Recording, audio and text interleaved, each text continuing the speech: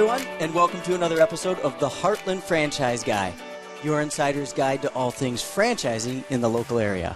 I'm Blake Martin, local small business franchise owner and your Heartland Franchise Guy. This is the place for advocacy, resources, and education on all things franchising in the local community, and it's a great place for any entrepreneur to stop by if you're just looking to learn more about the franchising industry in local communities.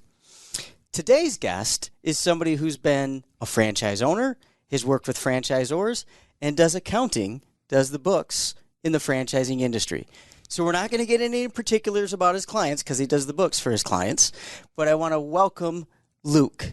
Luke Towie is with Franchise Resource LLC, and we're going to talk a little bit about all the different businesses that you've owned in your days, but thank you so much for joining us today. Thanks for having me, Blake. I'm excited to be here. Absolutely. Well, I appreciate it. I mean, how exciting can it be? We're going to talk about accounting for the next half hour. Exactly. Everybody loves that, right? I mean, jeez. It's all right.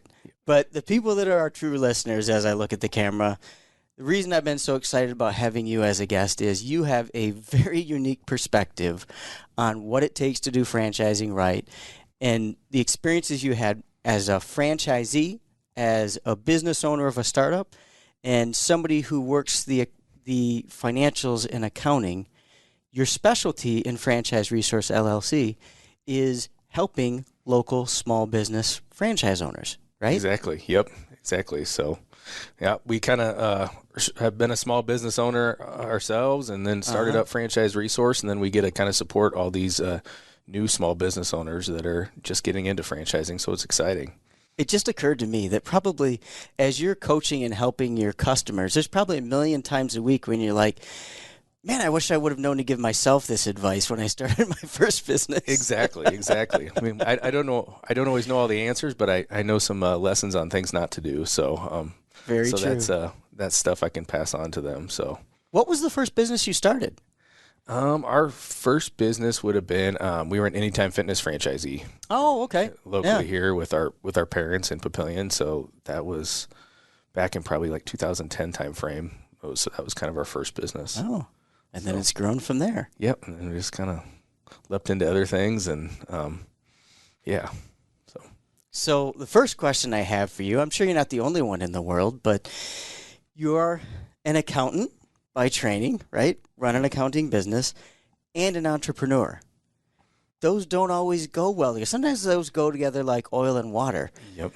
What came first? Were you an accountant first or an entrepreneur first? I guess overall I'd say I was accountant finance guy first. That's what I went to school for, and kind of after I graduated, went in and took some positions in the accounting and finance field, and then, but I think I always had that entrepreneurial itch, even growing up in high school, and just the people that I was around, friends and stuff. We were always looking at opportunities and things like that, and so I kind of figured out fairly quickly once I got into the finance accounting field that like it was important for me to have that knowledge, but I really wanted to be start my own businesses and do things like that. So yeah.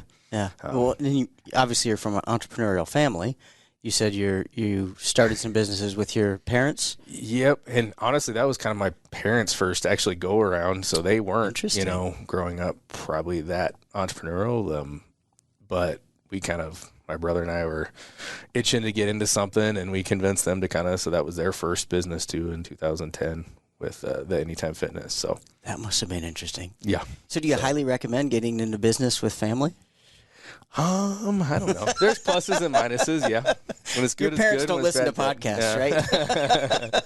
They might listen to this one. Who knows? But, there you go. But then you gave the right answer. Yep. So I'm going to throw you a softball here. And instead of saying, has it helped, but how has your background in finance and accounting helped you as a small business owner? I think just, understanding where you're at as a business. And, we always say like, it's hard to manage what you're not measuring. And so, with us having the financial background and knowing where we're at and kind of using that to project where we want to be and where we're going, has just helped tremendously. And then obviously now we look at so many different financials. I think it helps us, to better our business too, just understanding every different business model and things like that. And so we kind of have the advantage of looking at tons of financials and not just looking at them to get them exactly where they want to be, but just helping hopefully take some of that knowledge and for ourselves and to pass on to other business owners too. So yeah. Yep. Actually practice what you preach, and yep. and what gets measured gets managed. Yeah. Yep. So exactly. Which leads, it's a great lead into one of the questions that I really wanted to ask you. With all of this background, right? And I imagine you haven't started your last business. You're kind of a serial entrepreneur. What do you look for when you're trying to decide on, I'll say, your next franchise, right? That you might invest in yourself, that you and your wife might invest in. What are you looking for to make sure it's the right investment for you? I think, and that's probably, we've kind of probably honed in on that more over the years too, because early on we didn't always know either. So, sure. By seeing a lot of financials and seeing how models work and seeing the work that goes in, that's helped. But I think overall, on franchises, we're looking for the people that are running the franchisor and the people they have in place. Some of the infrastructure that they have in place and processes that they have in place as a franchisor, and then kind of what their goals look like, and to see if that kind of aligns with where we want to go. So gotcha. You brought up another one. So you have, as you've built relationships within the franchising industry, as somebody who helps with the books and the accounting, I know you've explained to me before that you might start working with one or two of the franchises, and if things are going well, you end up working with quite a few franchisees within that same franchise system, right? Yep. And probably start building a trusted relationship with the franchisor and end up being kind of, in a way, a liaison or a way for them to communicate better financially. And you're, in many ways, that liaison between them, correct? Yep. Between franchisor and franchisee? Absolutely. Yep. Okay, so with that lead in, this is a multi-part question. Yep. No. I want to ask you two related questions. And the first is, so if I'm a franchisor that's just getting started or wants to get started and starting to add locations, at a bare minimum, from a financial reporting perspective, from a measuring of metrics perspective, what do I need to have in place in order to prepare myself for when I do start experiencing success and I've got a lot of franchisees? Yeah, I mean, I think, just basic right off the bat, like we ask, and most franchisors do have something in place, but just a standard chart of accounts, because that everybody's kind of doing their accounting and using the same general ledger and accounts and expense accounts and things like that on their financials, because then when the franchisor is looking at them, they're, comparing apples to apples comparison, not, apples to oranges. And, they can see how the different franchisees are performing against each other. So that'd probably be the basic. And then, our recommendation is always, use the standard chart of accounts, but then it's nice to have a preferred or a couple preferred vendors that are doing the accounting.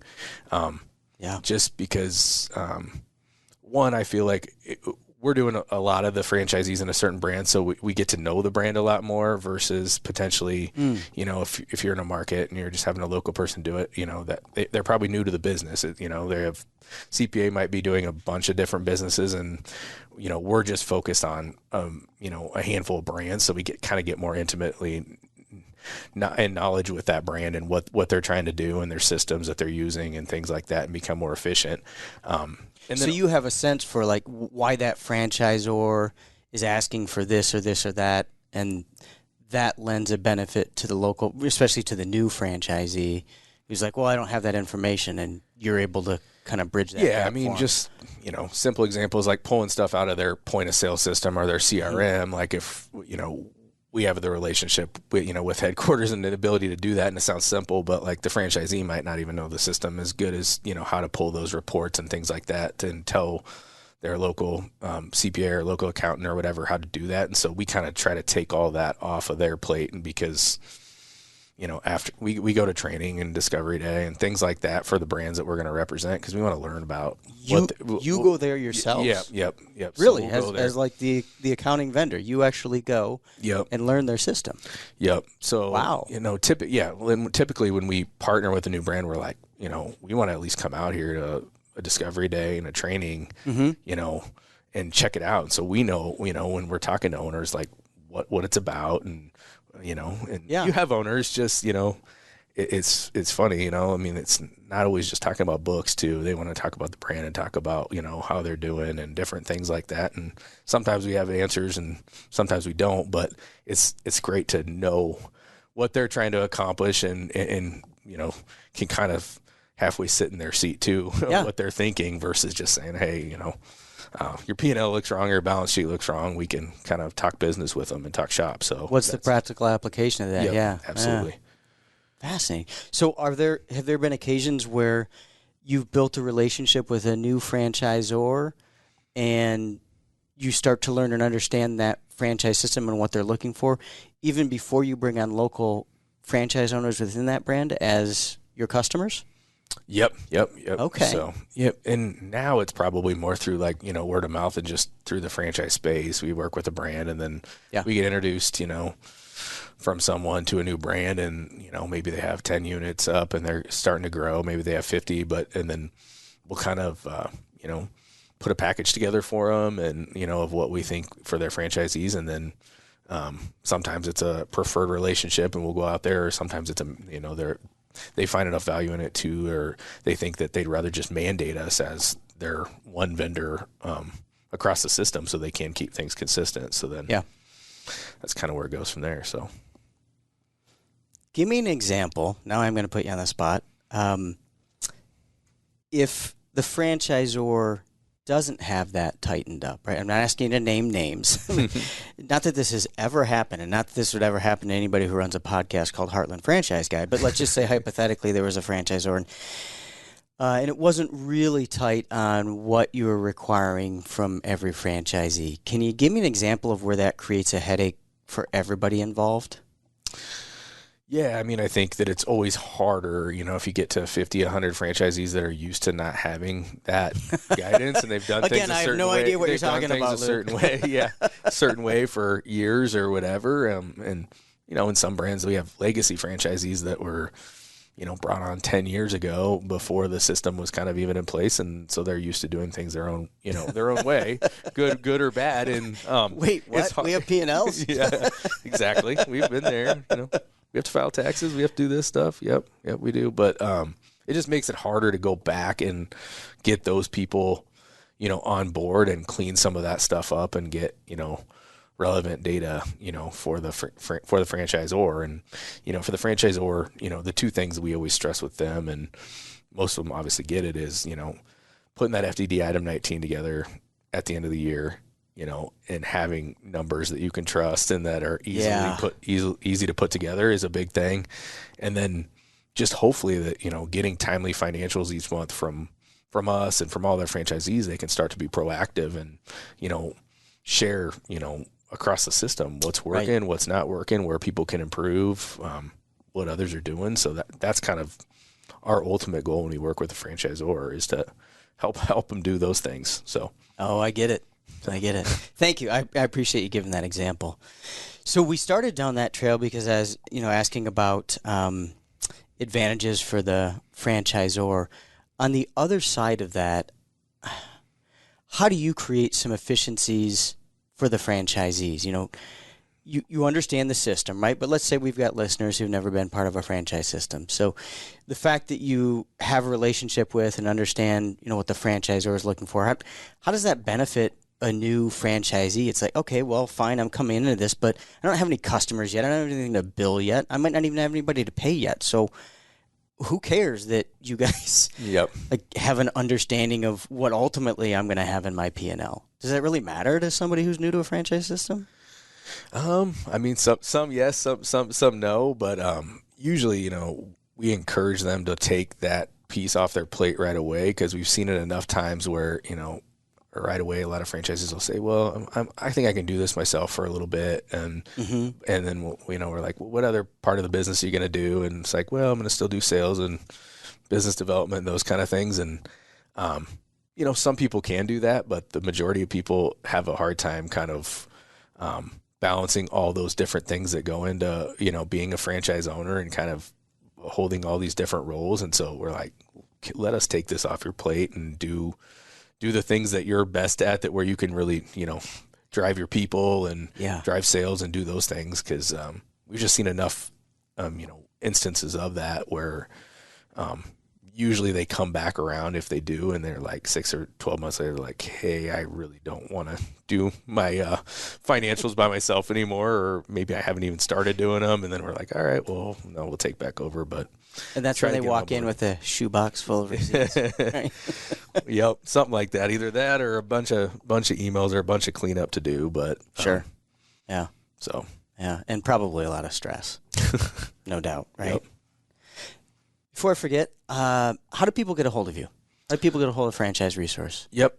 You can go out to our website at www.franchiseresourcellc.com. Okay. And there's an info page to kind of send in an inquiry and get an email over to us, and then we'll get back in contact with you. Gotcha. So big picture question. You've got all these experiences, right? Working with franchisors, working with franchisees. You are a franchise owner and have been of several different brands. And then you kind of see the back end, right? You see the books of all these businesses. What do you say? I'm sure you have people that approach you and they're asking about, I'm thinking about starting my own business, or I'm thinking about a franchise. What's the first advice you give them?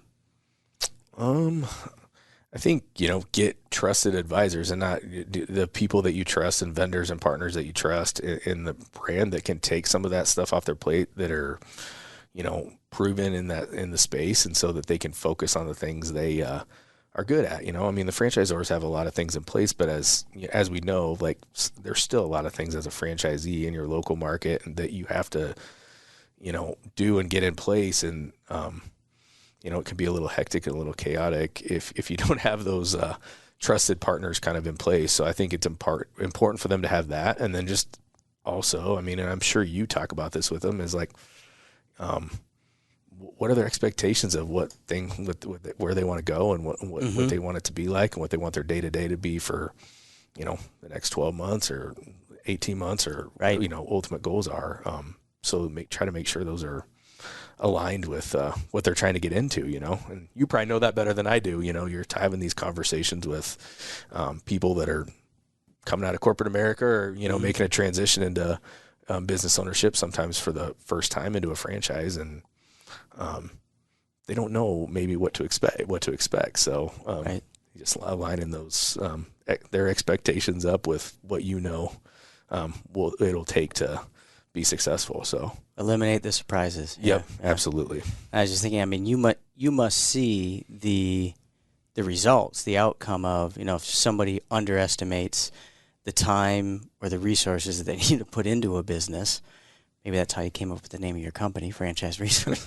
I mean, but you see the impact that it has on people's lives. If it's like, well, this is way more than I expected, or I'm still trying to wrap my arms around it, it can have a real impact on your day-to-day, on your family life, et cetera. Absolutely. I mean, most of the people that get in had to have had some level of success to have the money to invest into a franchise, new business opportunity, and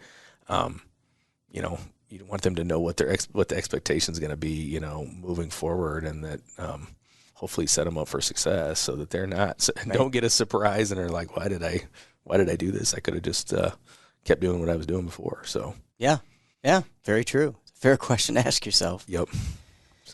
So what do all the great, high-performing, very profitable, very financially sound franchises have in common? If there's a few things that you see in all of them that you're like, man, the really good ones all do this, or all have this in place, what comes to mind? Probably a good management, a good structure of processes in how they manage their teams, whether that's, weekly, daily kind of meetings and cadence and things like that. Even though it's a small team, like, I think that it's important that they have that camaraderie with their team, because you're, if some, and some of them are, a little bit more passive than others. So they got to have a strong person in that management role, that they can count on, that's managing that team. Cause it's usually about the people, I mean, it's always, that's what it is. And so, I think that's a big thing. And then, that was not the answer I'm expecting, but I'm glad you gave it because it's not usually the answer that you read in the books, but that makes a ton of sense. Yep. Thanks. I mean, the processes too, like I said, is important just to have, a structure of how they're going to do things and, and to be successful. So, yeah. So you've been an advisor to many. Have you had advisors or mentors that have had an important impact on your professional career?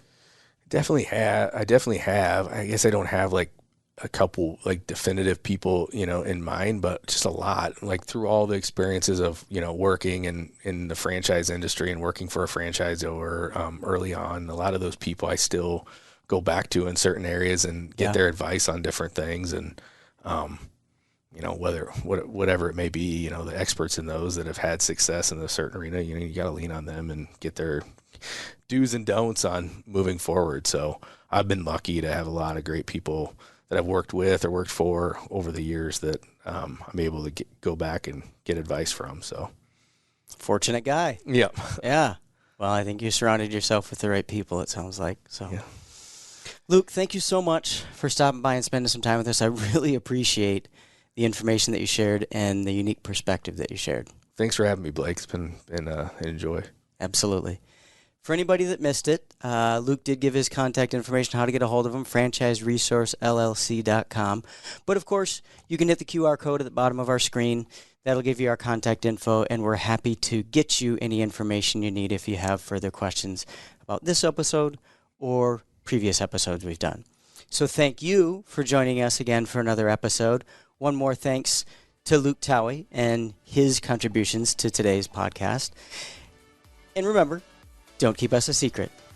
Subscribe, follow, and share, particularly if you know somebody who could benefit from this. Share it with them, share it with their group. And in the meantime, we will see you here again very soon on another episode of the Heartland Franchise Guy.